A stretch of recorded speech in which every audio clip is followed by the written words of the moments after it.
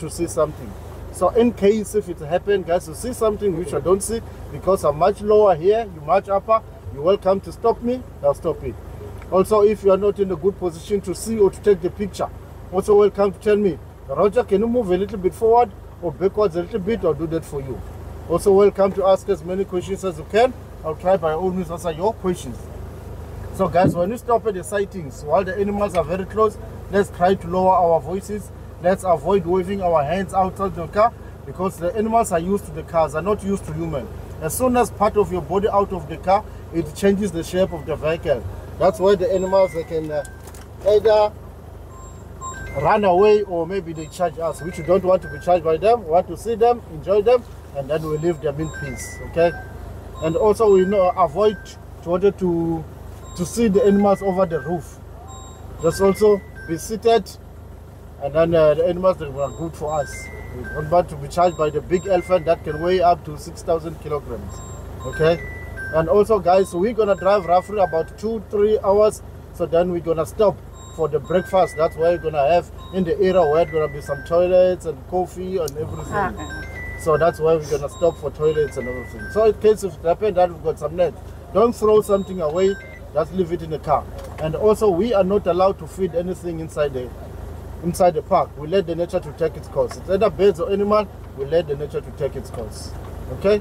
So we're not gonna waste time. So anytime that we leave, so just only waiting for the permit, okay? So they're still doing the permit for us, okay?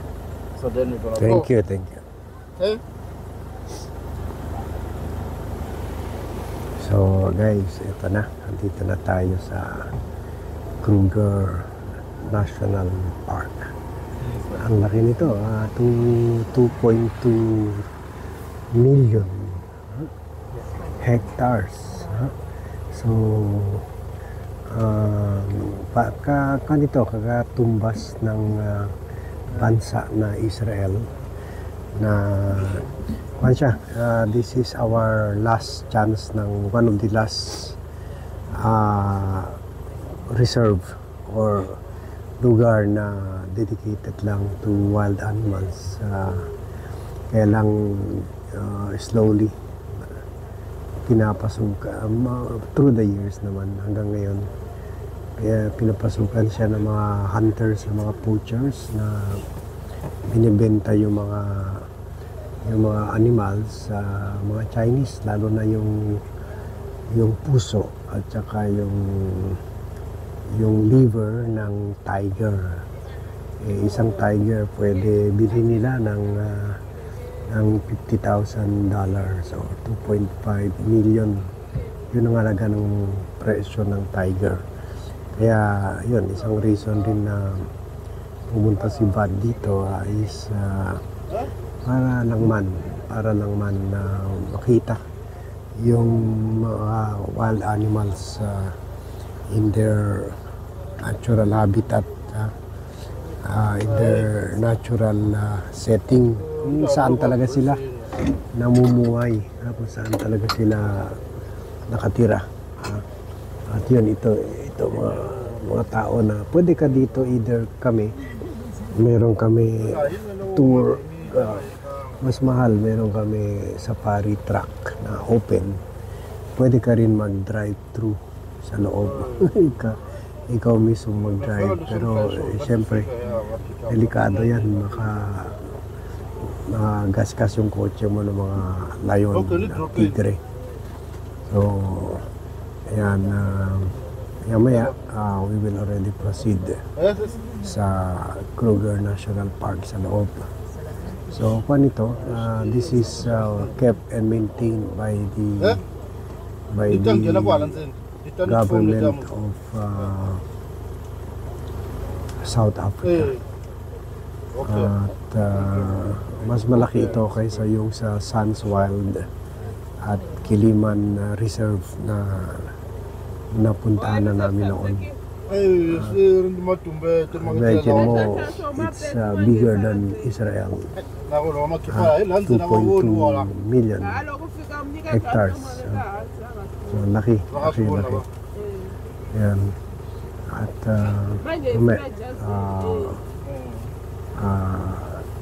magsimula na tayo.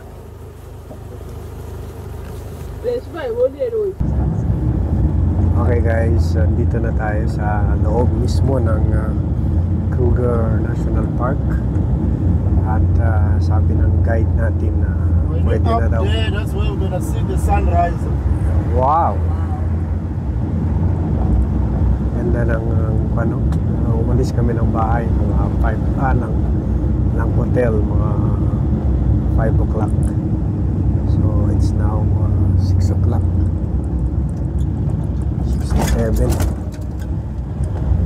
7 na pala kasi nag 1 hour trip pala kami. So, wala pa tayo nakikita mga animal mamaya. This is a dry river bed. You can see the water if it's in summer, and also if it's a heavy continuous rain, or if it's a flood that we had a flood in February this year. This river was running. Oh.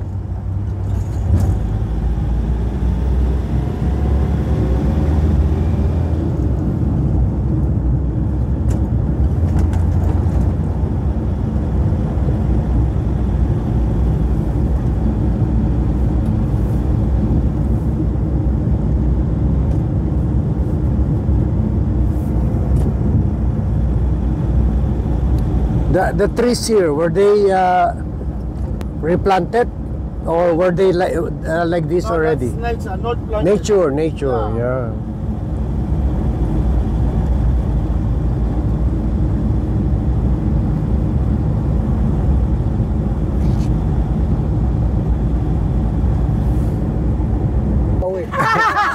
Hi guys, ang ganda ng sunlit. Wala pa kami nakita mga animal pero dito pa lang sa Kruger Park. sa sunset, sunrise. Sa sunrise pa lang kuha na kami, sold na kami.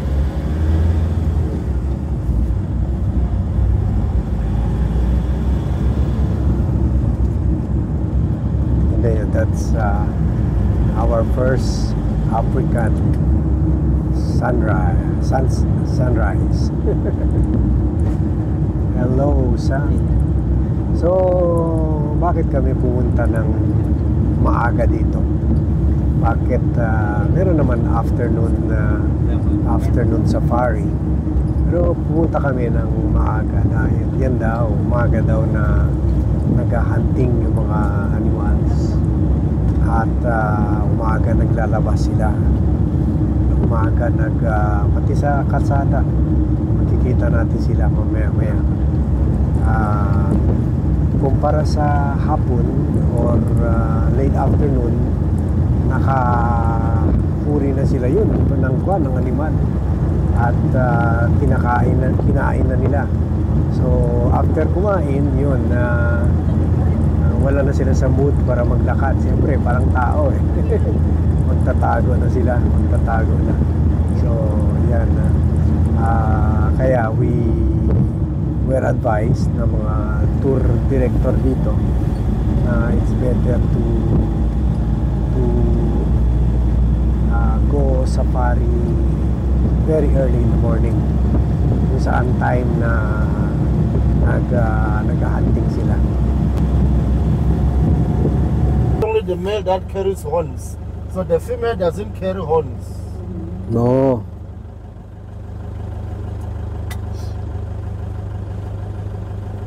Probably the water back. Looks like it's injured. Zebra.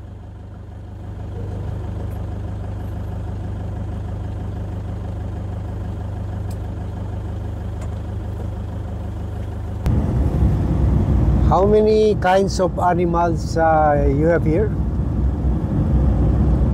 Lots of them. Not so sure how many. Thousands. Species. Lots of Yeah.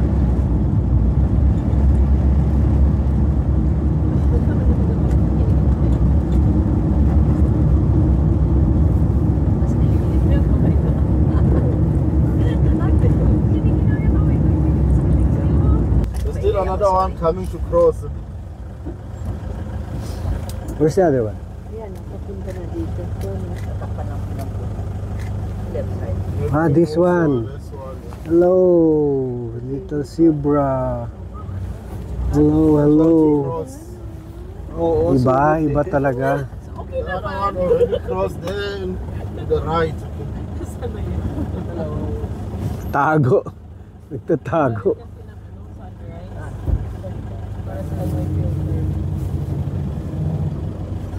Hello. So the teenager, the youngster. How old do you figure? How old could? Probably maybe 2.5 years. Oh, 2.5 years. 2.5 to 3 years. To extend How long do they live? 28 years. 8 years. Very short. 8 years. They will not be eaten by the lion, right? What?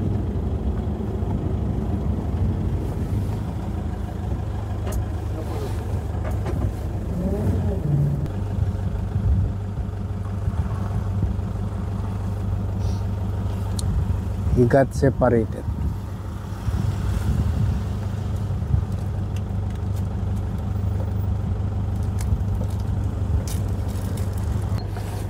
Impalas. Wow. So those are all males. The male one have got horns. So the female doesn't carry horns. What about on the right? What are those on the right? What? On the right side. All impala. Impala female. Yeah, the female doesn't carry horns. Okay. That's only male that carries horns. Okay. So we do have some different groups. The groups of male that we call them the bachelors groups. Wow. Bachelor's group. Yeah. And I also have the breeding head which they consist by Marquin. Albacino kumelas kontirin. Impala. They are impala. So we do find a group of male that we call them the bachelors. Oh. We have the breeding head, which consists by the female and only one, the dominant male that we got to breed. So normally during the rutting season, Man yung kamay mo lang yan. Sa kalsada o layo? Man yung kamay mo daw yan, bawal daw ilabas. Sa kalsada o layo? Ayan. Yan na. Totoo na yan. Oh, this is it. This is it. Wag mo lang yung Oh, kamay. pagkahawak pa, hawag pa. Hawag. Yung kamay mo daw, wag Hindi, ilabas. ikon mo, itingnan mo. Alam ko. Narinig natin. Nakapokus ka na dyan? Oo. Tapos picturean kita. Ngayon, bago sila dumunta sa atin. Wag daw tayo maingay. Wag maingay. Brent, selfie tayo. this one is marking the territory. Brent, hindi.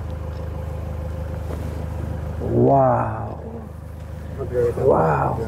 Oh, pwede na yan. Picturean kita yan. Oh, yeah. Akin na yun, kahit ikaw na lang.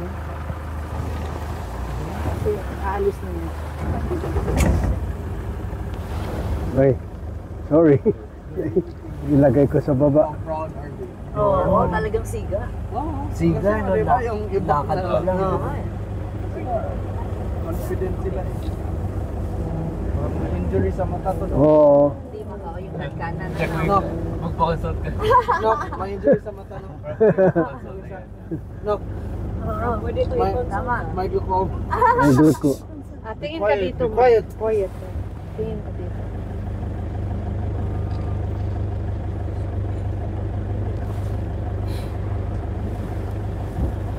Isa lang.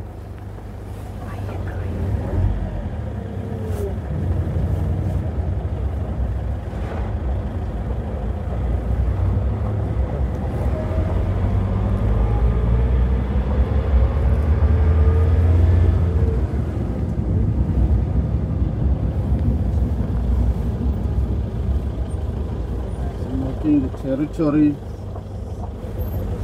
See the spray urine. And see that's marking the territory. That's spray Marking the- urine, and see? They're marking. Coming from the back. It's it look like one eye is injured. The one coming from the back. Yeah. Ano yan, Dad? Anong condition niya?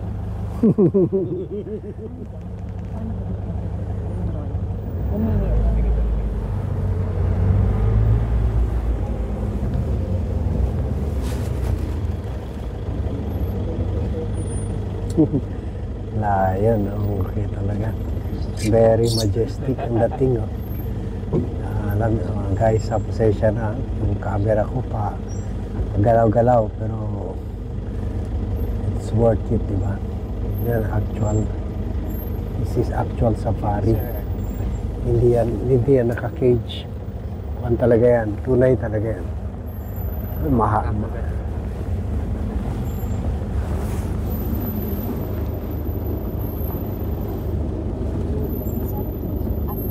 Against the light. Oh, against the light, no? Oo.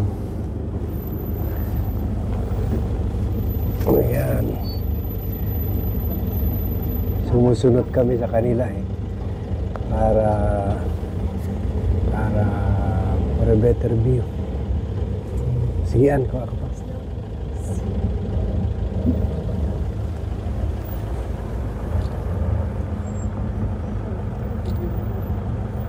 Ang liit ng balls, ah. Yan guys, so swerte tayo. Wala pang isang oras, nakalayo na tayo dito.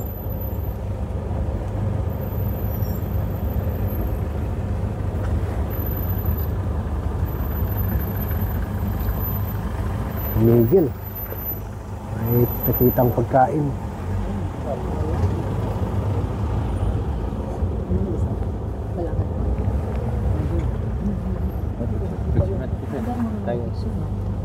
Sige, yan, picture. Maingay, papunta dito. Wait lang, wala pa.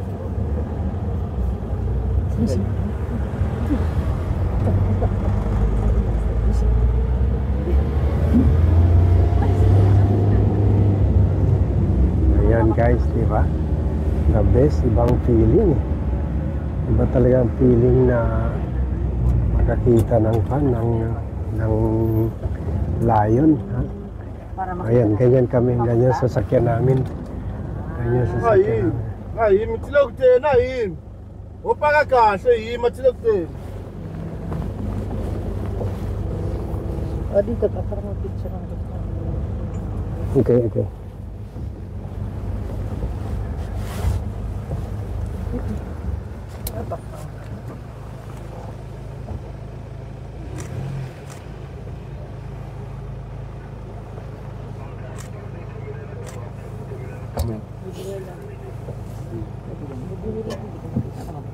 Parang mga pusa lang, ah. Kita. Hindi ko nga makita kung nakikita. Ganda pag ganun. Mga kuhan. Iba mo yung nakikita ba? Asi. Ikuhan ko lang, long view ko lang. Iba ba mo natatakpan sila ng video? These are two brothers. They're lions. Gamit. I hope yung gano'n. Pilim mo. At na kayo, boys. Dali, boys. Bilis na. May nakita. Boys na. Wala na. Sumusunod yung mga sasakyan. Sumusunod. Iba talaga. Yan ang tinatawag nila dito na Big Five. Lion, tiger, giraffe, You can see them forward. rhino, and I think hippopotamus or cheetah. Baga, every safari, kulang kung hindi mo makita yung elephant pala kasama. Nabi ano ba elephant? So every safari, kung hindi mo kung hindi mo makita yung lima na yan, kulang ang safari mo. Kaya yan ang tinatawag na top 5. At swerte tayo na wala pa tayo isang oras dito. 4 hours kami dito, pero agad nakita na natin yung top 5. Yung isa pa, nagrarampa. May kwanata, yung mata, may diferensya.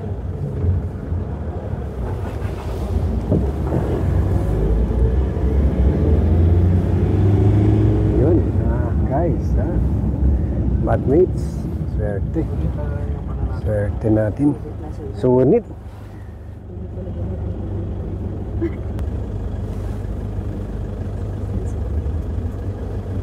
Dito, medyo nasanay na sila sa mga sasakyan. Sinasabihan lang kami dito na wag ilabas yung kamay kasi kung sa sasakyan hindi sila gaano mag-react. Pero kung makita nila kamay na parang pagkain ng inisip nila doon.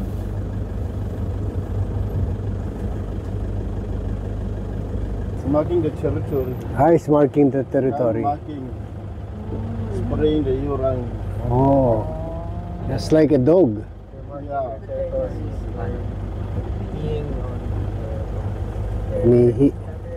Umihi sa puno. Minamarkahan yung teritoryo niya. Papasok na sila. Pumasok na sa looban.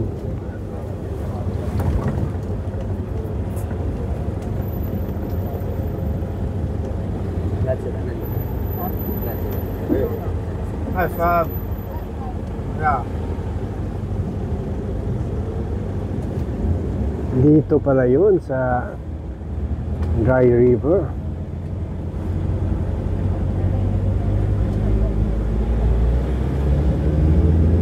Dito pa sila gusto. So dito yung